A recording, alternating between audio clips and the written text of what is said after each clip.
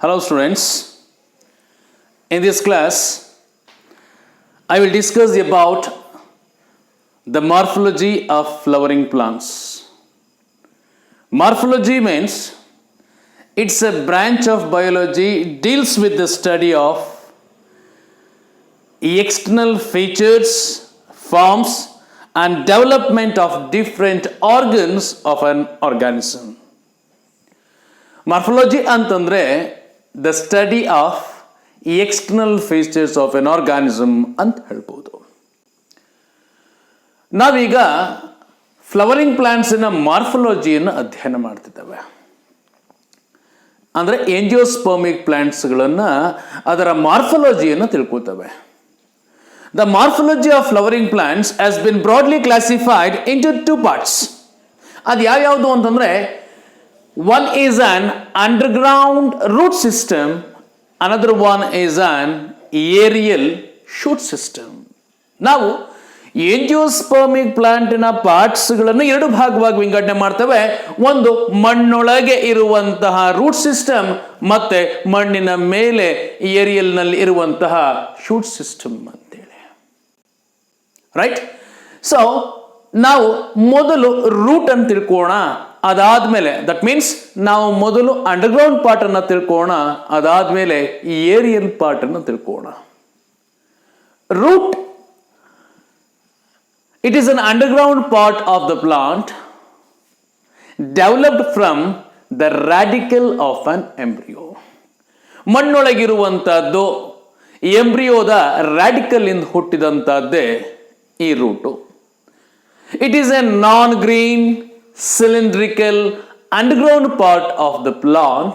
The major function of this root is the fixation and the absorption.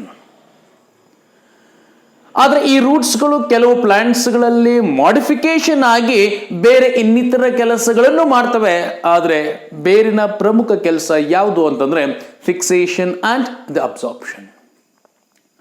ನಾವು ಈ ಬೇರುಗಳನ್ನ ಮೂರು ಭಾಗವಾಗಿ ವಿಂಗಡಣೆ ಮಾಡ್ತೇವೆ. That is the classification of roots. ಈ ಎಂಜಿಯೋಸ್ಪರ್ಮಿಕ್ ಪ್ಲಾಂಟ್ ಅಲ್ಲಿ ಇರುವಂತ ಎಲ್ಲಾ ರೂಟ್ಸ್ಗಳನ್ನ ನಾವು ಮೂರು ಭಾಗವಾಗಿ ವಿಂಗಡಣೆ ಮಾಡ್ತಿದ್ದೇವೆ. ಅದು ಯಾವುದು ಅಂತಂದ್ರೆ one is an tap root system, another one is an fibrous root system and the last one is an adventitious root system. ಯಾವುದನ್ನ ಟ್ಯಾಪ್ ರೂಟ್ ಅಂತ ಕರಿಬೇಕು, ಯಾವುದನ್ನ ಫೈಬ್ರಸ್ ಅಂತ ಕರಿಬೇಕು, ಯಾವುದನ್ನ ಅಡ್ವಾಂಟೇಷಿಯಸ್ ರೂಟ್ಸ್ ಅಂತ ಕರಿಬೇಕು ಅಂತಂದ್ರೆ ಈಗಾಗಲೇ ರೂಟ್ಸ್ ಎಲ್ಲಿಂದ ಹುಟ್ಟುತ್ತೆ ಅಂತ ಹೇಳಿದ್ದೇನೆ. Roots are born from the radical of on embryo. ನಾವು ಕಾಳನ್ನ ಮೊಳಕೆ ಹಾಕಿದಾಗ ಮೊದಲು ಈಚೆಗೆ ಬರೋದು ಯಾವುದು, ಮೊದಲು ಮೊಳಕೆಯಾಗಿ ಈಚೆಗೆ ಬರೋದು ಯಾವುದು ಅಂತಂದ್ರೆ radical. During seed germination the radical emerges first. ಆ ರಾಡಿಕಲ್ ಹೊರಗೆ ಬಂದು ಕಂಟಿನ್ಯೂಸ್ ಆಗಿ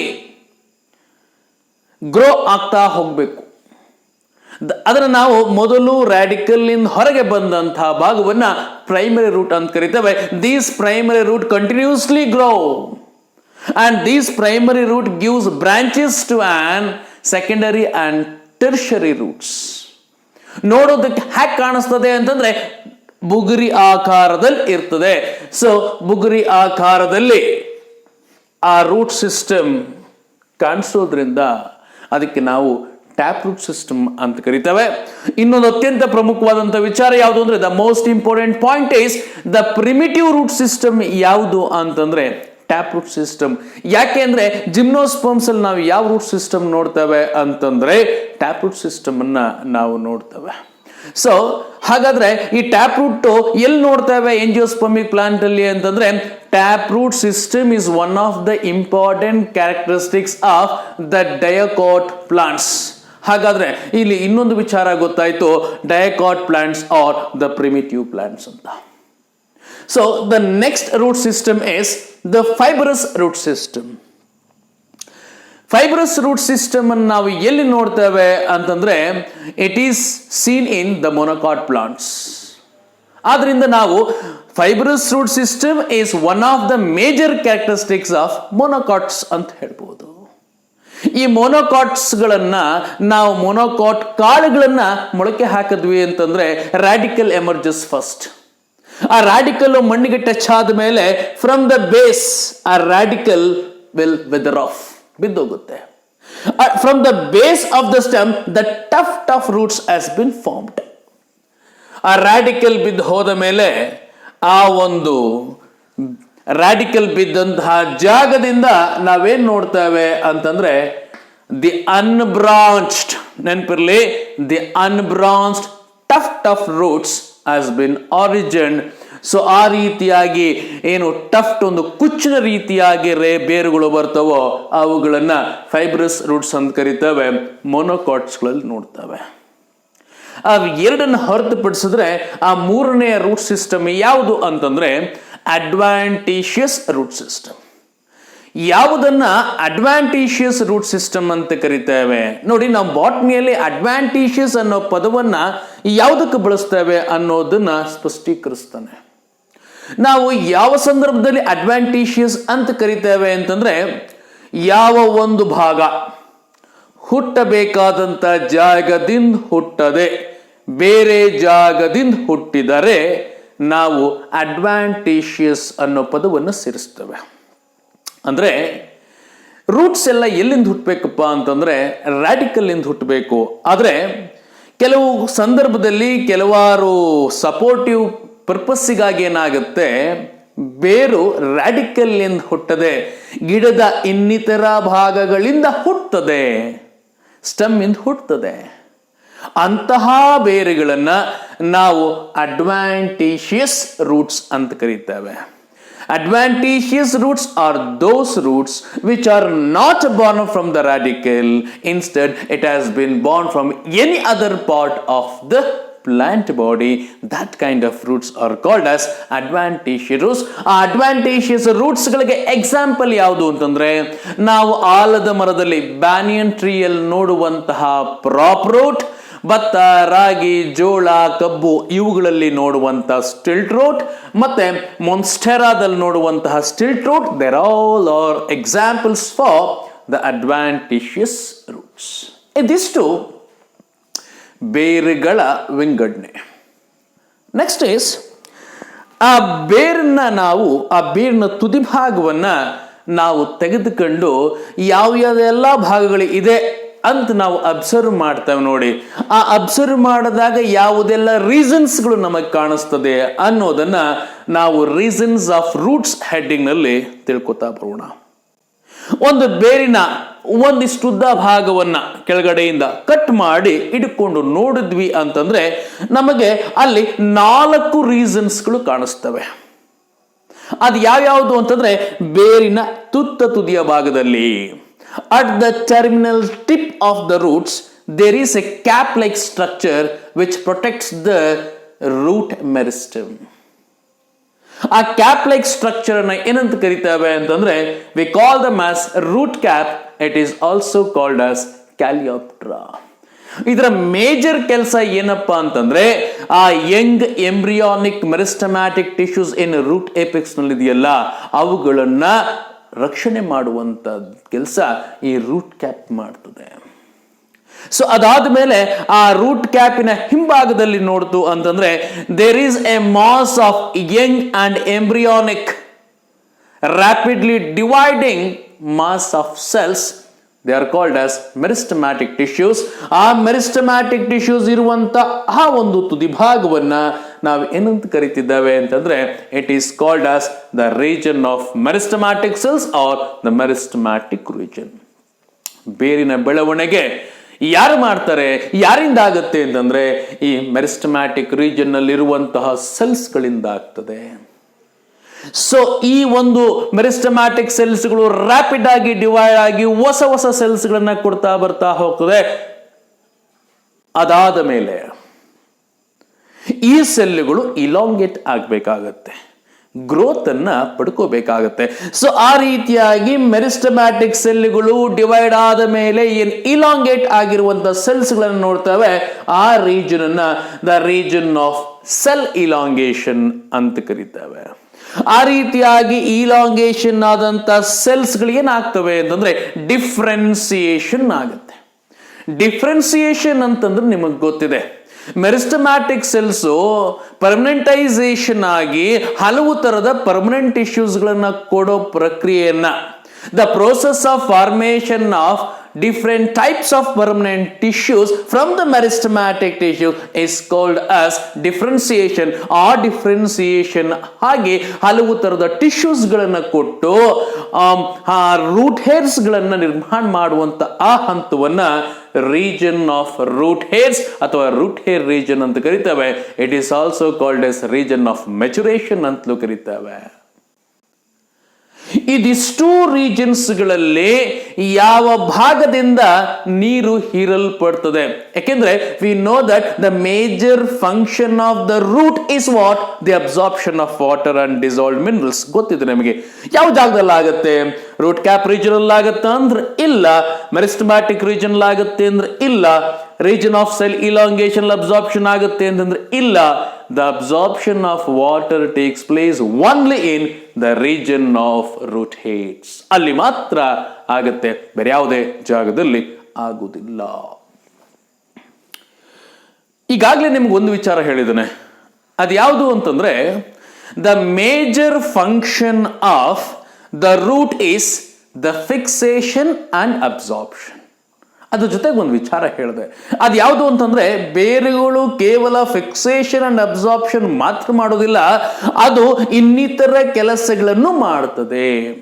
ಆ ಇನ್ನಿತರ ಕೆಲಸಗಳನ್ನು ಮಾಡಬೇಕು ಅಂತಂದ್ರೆ ಆ ಕೆಲಸ ಮಾಡ್ಲಿಕ್ಕೆ ಅದು ತನ್ನದೇ ಆದಂತಹ ಕೆಲವಾರು ಮಾಡಿಫಿಕೇಶನ್ಸ್ ಗಳನ್ನ ಮಾಡ್ಕೋಬೇಕಾಗತ್ತೆ. ಸೊ ಆ ರೀತಿಯಾಗಿ ಬೇರುಗಳು ಬೇರೆ ಕೆಲಸವನ್ನು ಮಾಡ್ಲಿಕ್ಕೆ ಯಾವ ರೀತಿಯಾಗಿ ಮಾಡಿಫೈ ಆಗಿದ್ದಾವೆ ಅನ್ನುವಂಥದನ್ನ ಮಾಡಿಫಿಕೇಶನ್ಸ್ ಆಫ್ ರೂಟ್ಸ್ ಅಲ್ಲಿ ತಿಳ್ಕೋಣ. The roots are modified for the storage of food materials. ಕೆಲವು ಬೇರುಗಳು ಏನ್ ಮಾಡ್ತವೆ ಅಂತಂದ್ರೆ to tide over the adverse environmental condition they have been stored large amount of reserved food materials. ಅಂತಹ ಬೇರುಗಳಿಗೆ example ಯಾವುದು? Carrot, turnip, beetroots are the examples for the storage roots. ಇನ್ನು ಕೆಲವು ರೂಟ್ಸ್ಗಳು ವೀಕ್ ಸ್ಟೆಮ್ಡ್ ಪ್ಲಾಂಟ್ಗಳಿಗೆ ಮೆಕ್ಯಾನಿಕಲ್ ಸಪೋರ್ಟ್ ಅನ್ನ ಕೊಡ್ಲಿಕ್ಕೋಸ್ಕರ modify ಆಗಿದ್ದಾವೆ. ಸೊ ಅಂತಹ ಬೇರುಗಳನ್ನ ನಾವು the modified roots for mechanical support ಅಂತ ಹೇಳ್ತಾ ಹೋಗ್ತವೆ. ಎಕ್ಸಾಂಪಲ್ ಯಾವುದು ಅಂದ್ರೆ prop root which are seen in the banyan tree. ಆಲದ ಮರದಲ್ಲಿ ಅವುಗಳ ಕೊಂಬೆಗಳಿಂದ ಬಂದಿರುವಂತಹ ರೂಟ್ ಏನಿದೆಯೋ ಅವುಗಳನ್ನ ನಾವು ಪ್ರಾಪ್ ರೂಟ್ ಅಂತ ಕರಿತೇವೆ. The pillar like structure which has been born from the branches of an banyan tree ಏನಿದೆಯೋ that is an prop root. ಅದು ಏನ್ ಕೆಲಸ ಮಾಡ್ತದೆ? It helps in increasing the canopy of the banyan tree. ಎರಡನೇದು ಯಾವುದು ಅಂತಂದ್ರೆ ಸ್ಟಿಲ್ಟ್ ರೂಟ್. ಸ್ಟಿಲ್ಟ್ ರೂಟ್ ಎಲ್ಲಿ ನೋಡ್ತೇವೆ ಅಂತಂದ್ರೆ ಮೇಯ್ಸ್ ಪ್ಲಾಂಟ್ ಅಲ್ಲಿ, ಮುಸ್ಕಿನ್ ಜೋಳ ಗಿಡದಲ್ಲಿ, ಕಬ್ಬಿನಲ್ಲಿ, ಇವುಗಳೆಲ್ಲ ನಾವು ನೋಡ್ತೇವೆ. ಯಾಕೆ? ವೀಕ್ ಸ್ಟೆಮ್ಡ್ ಪ್ಲಾಂಟ್ಗಳಾಗಿದ್ದಾವೆ. ಆ ವೀಕ್ ಸ್ಟೆಮ್ಡ್ ಪ್ಲಾಂಟ್ಗಳು ಗಾಳಿಗೆ ಭಾಗದೇ ಇರಲಿ, ಭಾರಕ್ಕೆ ಬಿದ್ದು ಹೋಗೇ ಇರಲಿ ಅಂತ ಲೋವರ್ ನೋಡ್ ಆಫ್ ದ ಸ್ಟೆಮ್ ಇಂದ ಕೆಲವಾರು ರೂಟ್ಸ್ಗಳು ಹೊರಗೆ ಬಂದು ಮಣ್ಣಲ್ಲಿ ಭದ್ರವಾಗಿ ಗಿಡ ನಿಂತ್ಕೊಳ್ಳೋದಕ್ಕೆ ಸಪೋರ್ಟ್ ಮಾಡುವಂತ ಬೇರೆಗಳು ಏನಿದಾವೋ ಅವುಗಳನ್ನ ಸ್ಟಿಲ್ಟ್ ರೂಟ್ ಅಂತ ಕರಿತೇವೆ. So the next one is the respiratory roots. Some of the plants which grow in marshy areas, ಅಂದ್ರೆ ನೀರು ನಿಂತಿರುವಂತಹ ಜೌಗು ಪ್ರದೇಶದಲ್ಲಿ ಬಿಡುವಂತಹ ಗಿಡ ಮರಗಳಿಗೆ ಉಸಿರಾಟಕ್ಕೋಸ್ಕರ, ಫಾರ್ ದ ಎಕ್ಸ್ಚೇಂಜ್ ಆಫ್ ಗ್ಯಾಸಸ್ಗೋಸ್ಕರ the lateral branches from the root has been ಬಾಂಡ್. ಆ ಲ್ಯಾಟ್ರಲ್ ಬ್ರಾಂಚಸ್ ಹೊರಗಡೆಗೆ ಬಂದು ವರ್ಟಿಕಲ್ ಆಗಿ ಒಂದು ಸ್ಪಾಂಜಿ ಸ್ಟ್ರಕ್ಚರ್ ಅನ್ನ ಡೆವಲಪ್ ಮಾಡ್ತದೆ, which are called as pneumatophores. They are also called as respiratory roots. ಆ ನಿಮ್ಯಾಟೋಪೋರ್ಸ್ ಗಳಲ್ಲಿ ಸಣ್ಣ ಸಣ್ಣ ರಂಧ್ರಗಳಿರ್ತವೆ, ಅವುಗಳನ್ನ ನಿಮ್ಯಾಟೋಥೋಡ್ಸ್ ಅಂತ ಕರಿತಾ ಹೋಗ್ತವೆ. ಆ ನಿಮ್ಯಾಟೋಥೋಡ್ಸ್ ಗಳಿಂದ ಎಕ್ಸ್ಚೇಂಜ್ ಆಫ್ ಗ್ಯಾಸಸ್ ಆಗ್ತಾ ಬರ್ತದೆ. So some of the roots has been modified for the purpose of exchange of gases. ಅದಕ್ಕೆ ಎಕ್ಸಾಂಪಲ್ ಯಾವುದು ಅಂತಂದ್ರೆ rhizophora is an example for that. ಆ ರೆಸ್ಪಿರೇಟರಿ ರೂಟ್ಸ್ ಎಕ್ಸಾಂಪಲ್ ಯಾವುದು ಅಂತಂದ್ರೆ ನೆಮ್ಯಾಟೋಪೋರ್ಸ್ ಬಿಯರಿಂಗ್ ಪ್ಲಾಂಟ್ಸ್ ಎಕ್ಸಾಂಪಲ್ ಕೊಡಿ ಅಂದ್ರೆ ರೈಸೋಪೋರಾ. ರೈಟ್, ಇದಿಷ್ಟು some of the major information regarding the roots. ನಾನು ಈಗ ಸಂಪೂರ್ಣವಾಗಿ ಕೆಲವಾರು ಮುಖ್ಯವಾದಂಥ ವಿಚಾರಗಳನ್ನ ಬೇರಿನ ಬಗ್ಗೆ ತಿಳ್ಕೊಂಡಾಗಿದೆ. ಈಗ we can study the stem. The stem is an aerial part of the plant body. ಈ ಒಂದು ಸ್ಟೆಮ್ ಏನು ಅಂತಂದ್ರೆ it is an ascending part of the axis which bears branches, leaves, flowers, fruits and seeds. The stem is born from the plumule of the embryo. ಈ stem ಎಲ್ಲಿಂದ ಹುಟ್ಟಿದೆ ಅಂತಂದ್ರೆ ಪ್ಲಿಮ್ಯೂಲ್ ಇಂದ ಹುಟ್ಟಿದಂತದ್ದಾಗಿದ್ದಾವೆ. The characteristics of root, they are positively phototrophic, negatively geotrophic. ಆ stem ಅಂತಂದ ಮೇಲೆ ಅವುಗಳಲ್ಲಿ there should be the nodes and internodes. ಆ ನೋಡಲ್ ಜಾಗದಲ್ಲಿ ಎಲೆ ಇರಬೇಕು, ಎಲೆಯ ಸಂಧಿಯಲ್ಲಿ ಆಕ್ಸಿಲರಿ ಬಡ್ ಇರಬೇಕು, ಆ ಒಂದು ತುದಿ ಭಾಗದಲ್ಲಿ ಟರ್ಮಿನಲ್ ಬಲ್ಬ್ ಇರಲೇಬೇಕು. ಅದೇ next point, the buds like axillary bud and terminal buds ಇರಲೇಬೇಕು. ಆಮೇಲೆ ಅವುಗಳ ಬ್ರಾಂಚಿಂಗ್ ಹೇಗಿರ್ತವೆ ಅಂತಂದ್ರೆ ದೇ ಆರ್ ಎಕ್ಸೋಜಿನಸ್ಲಿ ಬಾಂಡ್. The endogenous branching is seen in case of taproots. The exogenous branching is seen in the stem. Modifications of the stem. So, the stem modifications are been broadly classified into three: underground stem modification, subaerial stem modification, and aerial stem modification.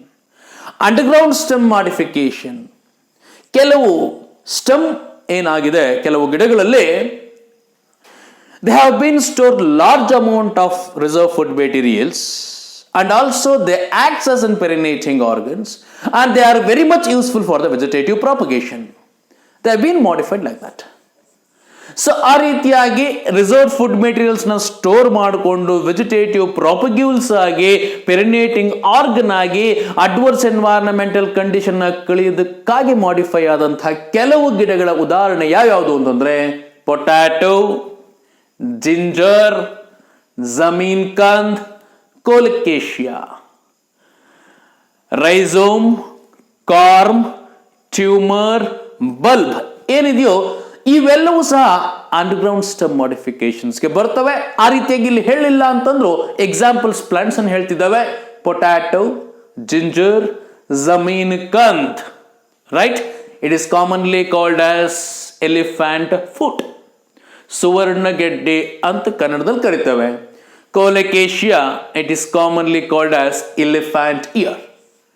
The next is an subaerial stem modification. ಅಂದ್ರೆ ಮಣ್ಣಿನ ಮೇಲ್ಭಾಗದಲ್ಲಿ ಹರಿದು ಬೆಳೆಯುವಂತಹ ಸ್ಟೆಮ್ಗಳನ್ನ ಸಬೇರಿಯಲ್ stems ಅಂತ ಕರಿತಾ ಹೋಗ್ತವೆ. ಆ ಸಬೇರಿಯಲ್ ಸ್ಟೆಮ್ಸ್ಗಳು ಯಾವ್ಯಾವ್ದಪ್ಪ ಅಂತಂದ್ರೆ runner, sucker, stolon ಮತ್ತು ಆಫ್ಸೆಟ್. ರನ್ನರ್ಗೆ example grass, strawberry. Suckers, banana, pineapple.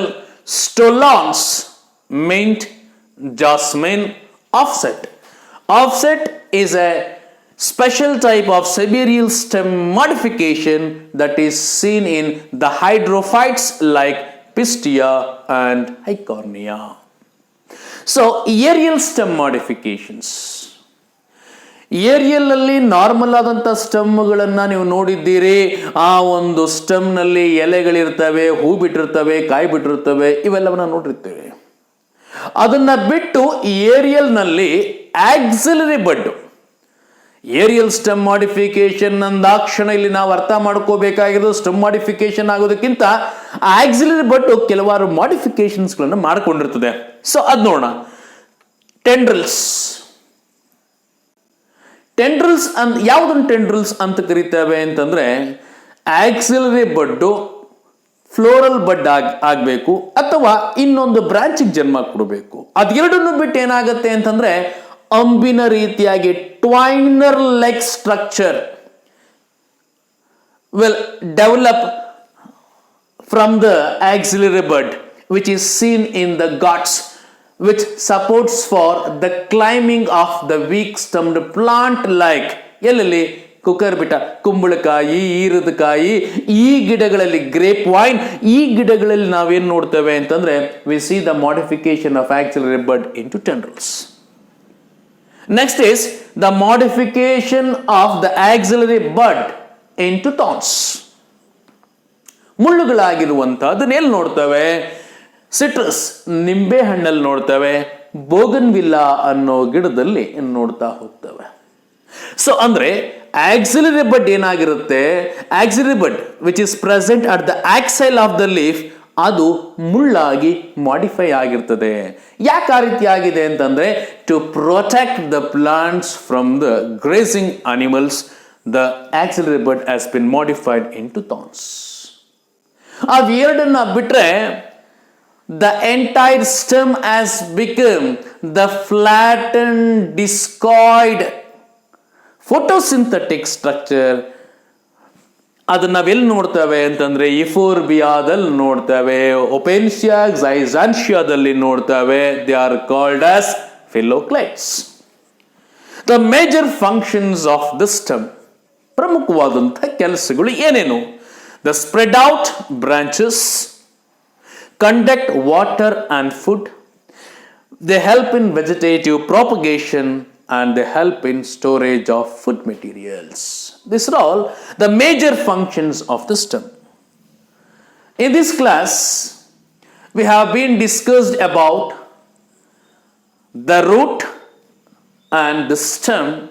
In the next class I will discuss about the leaf, inflorescence and flowers.